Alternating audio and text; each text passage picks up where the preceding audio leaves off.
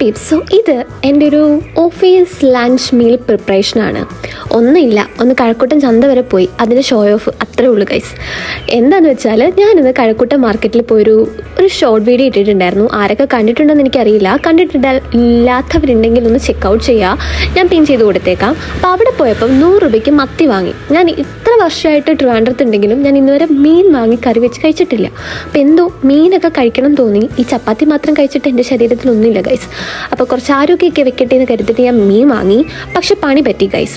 മീൻ വാങ്ങിക്കഴിഞ്ഞപ്പോഴാണ് ആ ചേച്ചി പറയുന്നത് വെട്ടി തരത്തില്ലെന്ന്. അപ്പോൾ പിന്നെ പെട്ടില്ലേ, വാങ്ങിക്കുകയും ചെയ്തു. പൈസ കൊടുക്കണ്ടേ, പുള്ളിക്കാരി എല്ലാം എടുത്ത് കവറിൽ ഇടുകയും ചെയ്യും. അങ്ങനെ ഞാൻ വിചാരിച്ചു എങ്കിൽ ഞാൻ തന്നെ അങ്ങ് വെട്ടിയേക്കാം. ഒന്നും നോക്കിയില്ല, വെട്ടാൻ തുടങ്ങി. പക്ഷെ വെട്ടാൻ തുടങ്ങിയപ്പോഴായിരുന്നു ഗൈസ് ഇത്രയധികം മത്തി 100 രൂപയ്ക്ക് പുള്ളിക്കാരി തന്നിട്ടുണ്ടെന്ന് അറിഞ്ഞത്. കുറേ ഉണ്ടായിരുന്നു കേട്ടോ. 1 മണിക്കൂറോളം ഞാൻ എടുത്തു തോന്നുന്നു. 1 മണിക്കൂറില്ല, ഒരു അരമണിക്കൂർ, എന്നാലും 1 മണിക്കൂർ അടുപ്പിച്ച് എടുത്തിട്ടുണ്ട്. അതെല്ലാം വെട്ടി ക്ലീനാക്കി ഞാൻ മീൻ വറക്കാമെന്നാണ് വിചാരിക്കുന്നത്. അപ്പം മസാല പുരട്ടി രാത്രി വെക്കാമെങ്കിൽ ഓരോ ദിവസം ആവശ്യാനുസരണം നമുക്ക് കുറേശ്ശെ എടുത്ത് ഫ്രൈ ചെയ്ത് കൊണ്ടുപോകാമല്ലോ. അങ്ങനത്തുള്ള പ്ലാനിലാണ് ഇടുന്നത്. അപ്പോൾ ദാ അതിൽ കണ്ടോ ഒരു കൊഞ്ച്, അതും എനിക്ക് ആ പുള്ളിക്കാരി ഫ്രീ തന്നതാണ് കേട്ടോ. ഒറ്റ കൊഞ്ച് തന്നുള്ളൂ, ചുമ്മാതോ. അതെങ്ങനെയോ പെട്ടുപോയതാന്ന് തോന്നുന്നു. അങ്ങനെ ഞാൻ മീനെല്ലാം ഓരോന്നോരോന്നായിട്ട് വരഞ്ഞ് വെക്കുകയാണ്. ആ വരാൻ തന്നെ പിന്നെയും കുറേ ടൈം എടുത്തു. പിന്നെ ഒന്നും നോക്കിയില്ല, മസാലയ്ക്ക് വേണ്ടിയിട്ട് നമ്മുടെ ഉണ്ടായിരുന്ന പൊടികളെല്ലാം ഇടാണ്. മുളക് പൊടി ഇട്ടു, പിന്നെ അത് കഴിഞ്ഞപ്പോൾ കുറച്ച് കുരുമുളക് പൊടി ഇട്ടു, ഉപ്പിട്ടു, പിന്നെ അതുപോലെ കുറച്ച് മഞ്ഞൾപ്പൊടിയും കൂടി ഇട്ട് ഞാൻ മസാല റെഡിയാക്കാണ് കേട്ടോ. വേറെ ട്വിസ്റ്റ് ഉണ്ടായെന്ന് വെച്ചാൽ ഈ മീൻ വെട്ടി എൻ്റെ ഫ്ലാറ്റ് ഫുള്ളി മീൻ്റെ സ്മെല്ലായിരുന്നു. പുറത്തുനിന്ന് വരുന്നവരെല്ലാം ചോദിക്കുന്നുണ്ടായിരുന്നു, നീ ഇന്നിവിടെ മീൻ വാങ്ങിയിട്ടുണ്ടല്ലേ?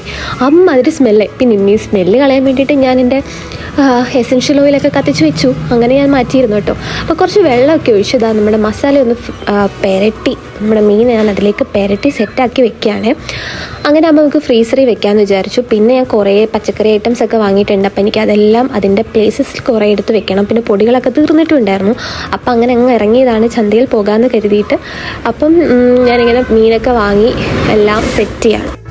ഫിഷ് മസാല ഒന്നും കിട്ടിയില്ല കേട്ടോ. ഞാൻ വീട്ടിൽ അമ്മ ചെയ്ത് കണ്ടിട്ടുള്ള സംഭവങ്ങളൊക്കെ ഓർമ്മയുള്ളതുകൊണ്ട് ഞാൻ അതൊക്കെ വെച്ചിട്ട് അഡ്ജസ്റ്റ് ചെയ്താണ് മീനെല്ലാം പുരട്ടിയത്.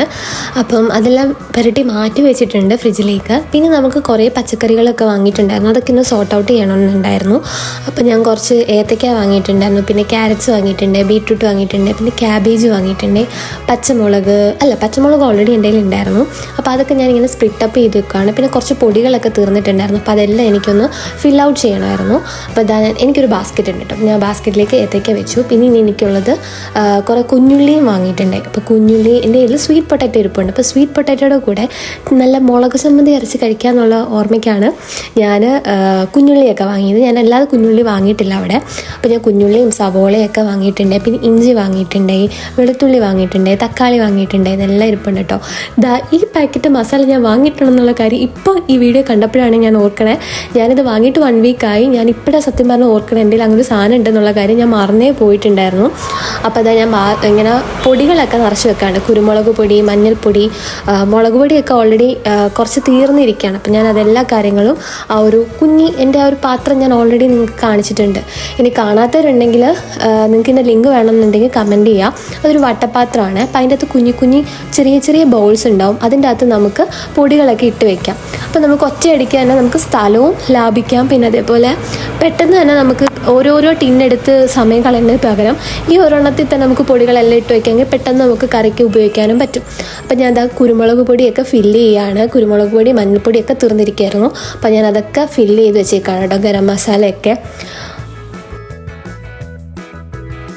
ഇതായിരുന്നു ആ പാത്രം. കണ്ടോ, എല്ലാ പൊടികളും ഉണ്ട്. അപ്പോൾ നമുക്കിതിനെ ക്ലോസ് ചെയ്ത് വെക്കാൻ പറ്റും.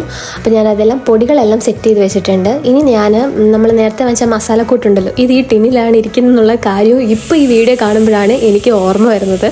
അപ്പോൾ എന്തായാലും അതൊക്കെ എടുത്ത് വെച്ചിട്ടുണ്ട്. പിന്നെ ഞാൻ കുറച്ച് ക്യാബേജും ഒക്കെ വാങ്ങിയിട്ടുണ്ടായിരുന്നു. അപ്പോൾ ഞാൻ പൊടികളെല്ലാം സെറ്റ് ചെയ്ത് വെച്ചു. ഇനി നമുക്ക് പച്ചക്കറികളെല്ലാം അതിൻ്റേതായ പ്ലേസ് വെക്കണം. ആദ്യം ഞാൻ വിചാരിച്ചു കട്ട് ചെയ്ത് വെക്കാം നാളത്തേക്കെന്നാണ്. പിന്നെ എനിക്ക് അതിനുള്ള ടൈം കിട്ടിയില്ല. ഞാൻ പറഞ്ഞില്ല, മീൻ വെട്ടി അത് മസാലയൊക്കെ പുരട്ടി എല്ലാം വെച്ചപ്പോൾ തന്നെ ആക്ച്വലി മാർക്കറ്റിൽ പോയി വന്നപ്പോൾ തന്നെ ലേറ്റ് ആയിട്ടുണ്ട്. പിന്നെ ഇതെല്ലാം കൂടെ കഴിഞ്ഞപ്പോൾ തന്നെ ഞാൻ ഓൾമോസ്റ്റ് ലേറ്റായി. അപ്പോൾ പിന്നെ ഞാൻ ഓർത്ത് ഇതെല്ലാം പരക്കി അതിൻ്റെ സ്ഥാനത്ത് വെക്കാം. നമുക്ക് നാളെ ഏർലി മോർണിംഗ് എണീറ്റിട്ട് കട്ടിങ്ങും ബാക്കി കുക്കിങ്ങും ഒക്കെ ചെയ്യാമെന്ന്. അപ്പോൾ ഇതാ ഞാൻ ഉള്ളിയൊക്കെ പരക്കി ഒരു സൈഡിൽ വെച്ചു. പിന്നെ ബീട്രൂട്ട്, അങ്ങനെ പച്ചക്കറികളെല്ലാം സോട്ട് ചെയ്ത് വെക്കുകയാണ് കേട്ടോ.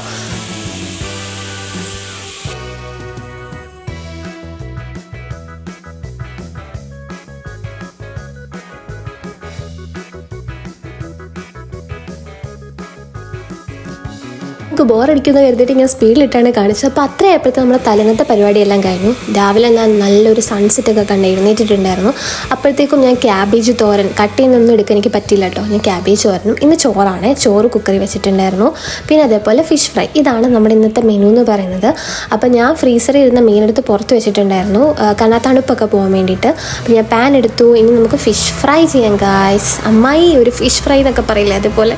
അപ്പോൾ ഞാൻ ഇത്രയും മീനാണ് ഇന്നത്തേക്ക് എടുത്തേക്കുന്നത്. അപ്പോൾ ഞാൻ ചൂടായി കഴിഞ്ഞിട്ട് ഇനി ഫിഷ് ഫ്രൈ ചെയ്യാണ്.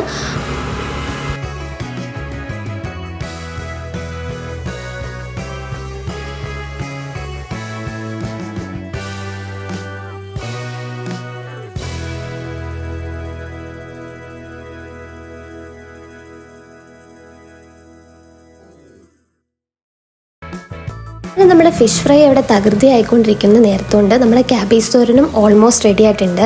ഒന്നുമില്ല, ക്യാബേജിൻ്റെ അകത്ത് ആക്ച്വലി 2 ഇഞ്ചിയും വെളുത്തുള്ളിയും ഞാൻ ചെറുതായി അരിഞ്ഞിട്ടിട്ടുണ്ടായിരുന്നു. പിന്നെ ഒരു പച്ചമുളക് ഇട്ടിട്ടുണ്ടായിരുന്നു.